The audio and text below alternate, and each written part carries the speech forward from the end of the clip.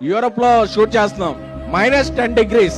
ప్రభాస్ గారు మేము చెప్పాం సార్ ఒక 11 o'clock వరకు కొంచెం చాలా చాలా ఇక్కడ ఫ్రీజింగ్ కోల్డ్ ఉంది, మీరు కొంచెం లేట్ వస్తారా అన్న. పర్లేదు డార్లింగ్ వచ్చేస్తాను నేను అని ఆయన 8 o'clock వచ్చి అంత ఫ్రీజింగ్ కోల్డ్ లో కూడా ఆయన స్టెప్పులు వేశారు.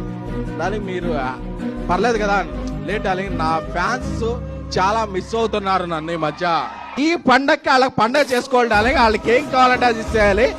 మార్నింగ్ రమ్మన్నా వస్తా, మిడ్-నైట్ అయినా ఉంటా, వాళ్ళకి ఏం కావాలో అది నేను చెయ్యాలి అంతే అని చెప్పారు.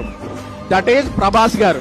యూనిట్ లో అందరూ కూడా ఆయనే ఫుడ్ తింటే యూనిట్ లో ఉన్న 120 మంది అదే ఫుడ్ తింటారు. ఎందుకంటే అమ్మ లాంటి వ్యక్తి ప్రభాస్ గారు. ఆయనకి తారతమ్యాలు తెలియవు, భేషజాలు తెలియవు, తానేంటో కింద ఉన్న వ్యక్తి కూడా అదే అని నమ్మే ఏకైక వ్యక్తి ద రెబల్ స్టార్ ప్రభాస్ గారు.